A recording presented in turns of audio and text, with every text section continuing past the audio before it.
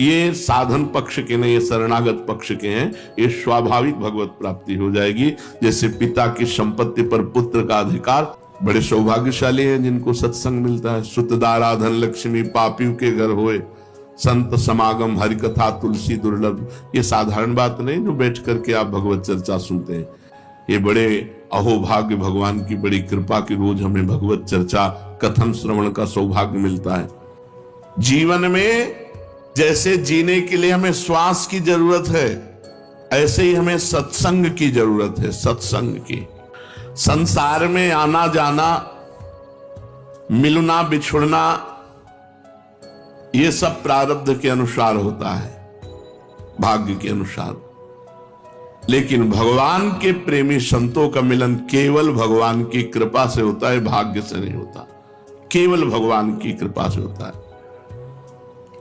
भगवान जिसे अपनाना चाहते हैं उसे संत समागम देते हैं। मतलब भगवान ने हमें स्वीकार कर लिया, हमें सत्संग मिलता है, ये प्रमाण है। भगवान जिसे अपनाना चाहते हैं उसे कृपा करके संत समागम देते हैं, और जिसे भटकाना चाहते हैं उसे कुसंग दे देते हैं। बड़ा दुर्भाग्य जिनको संत संग नहीं मिला, कुसंग में भटक रहे। ऐसे लाखों लोग हैं जो संत संग से सुधर गए, सुधर रहे हैं और सुधरेंगे।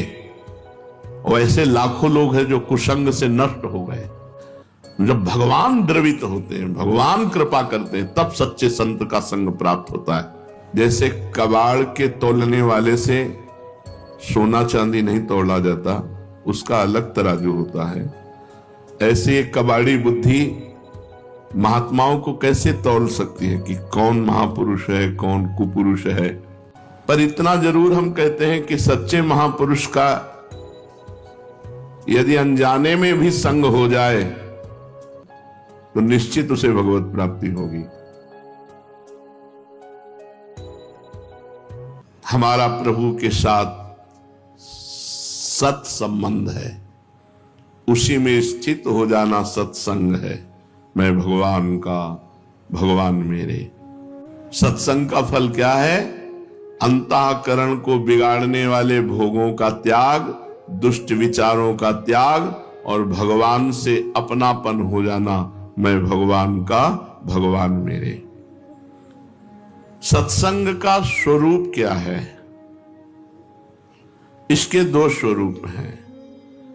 एक जो अंतःकरण की शुद्धि में कारण बनकर मोक्ष की प्राप्ति में साधन रूप होता है, ये उपदेश से होता है। एक सत्संग हुआ, उपदेश, उपदेश दे दिया, अब उसको अपने आचरण में उतारो और उतार कर भगवत प्राप्ति करो। और एक होता है संत संग, वो हुआ सत्संग उपदेश का। अब एक होता संत संग, जैसे बच्चा मां के पास रहता है, उसको उपदेश से मतलब नहीं है। वो केवल माँ को देखता है, माँ के पवाए पाता है, माँ के सुलाए सोता है, माँ के जगाए जगता है। माँ की तरह किसी संत के भरोसे आश्रय में जो पल रहे हैं। इनको किसी साधन पक्ष को लेकर के मोक्ष पदवी नहीं है, ये संग के प्रभाव से वहां पहुंच जाएंगे। दो प्रकार का सत्संग, एक वाणी के द्वारा उपदेश दे करके अंतःकरण को शुद्ध बनाकर मोक्ष पदवी प्रदान करना, और एक समीपता, आठों पहर वो संत की आज्ञा में उनके समीप, उनके बच्चे की तरह। उनको साधना से कोई मतलब नहीं, उनको जो आज्ञा हुई बस वही कर रहे, उनके समीप हैं। ये साधन पक्ष के नहीं, ये शरणागत पक्ष के हैं। ये स्वाभाविक भगवत प्राप्ति हो जाएगी। जैसे पिता की संपत्ति पर पुत्र का अधिकार, ऐसे स्वाभाविक हो जाता है।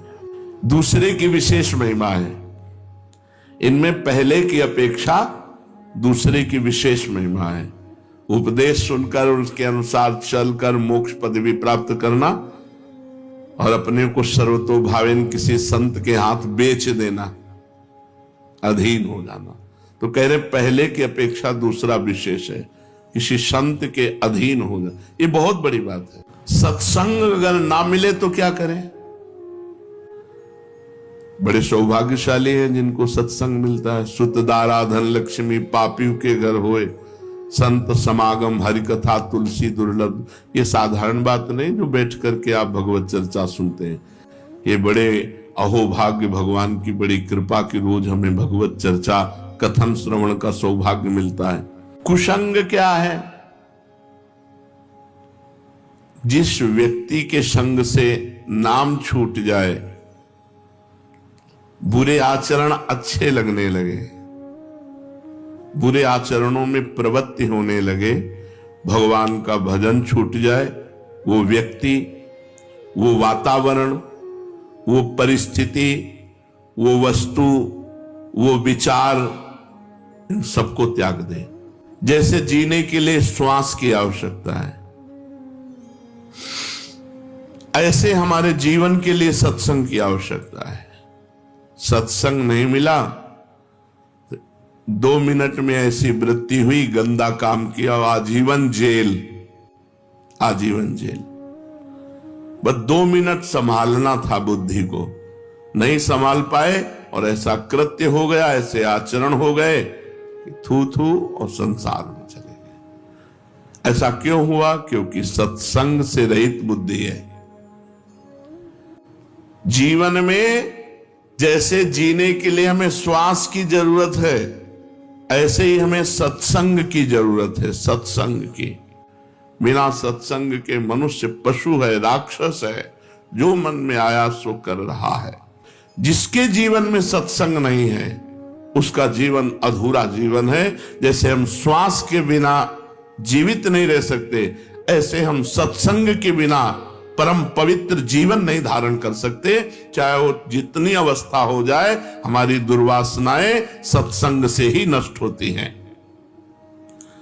संतों का मिलना या उनके पास जाना, ये प्रारब्ध भाग्य की बात है या कृपा की? हमारे भाग्य बड़े थे तो हमें संत मिले, या भगवान की कृपा हो गई? संसार में आना जाना, मिलना बिछुड़ना, ये सब प्रारब्ध के अनुसार होता है, भाग्य के अनुसार। लेकिन भगवान के प्रेमी संतों का मिलन केवल भगवान की कृपा से होता है, भाग्य से नहीं होता। बिनु हरि कृपा मिले नहीं संत, केवल भगवान की कृपा से होता है। भगवान जिसे अपनाना चाहते हैं उसे संत समागम देते हैं। मतलब भगवान ने हमें स्वीकार कर लिया, हमें सत्संग मिलता है, ये प्रमाण है। भगवान जिसे अपनाना चाहते हैं उसे कृपा करके संत समागम देते हैं, और जिसे भटकाना चाहते हैं उसे कुसंग दे देते हैं। बड़ा दुर्भाग्य जिनको संत संग नहीं मिला, कुसंग में भटक रहे।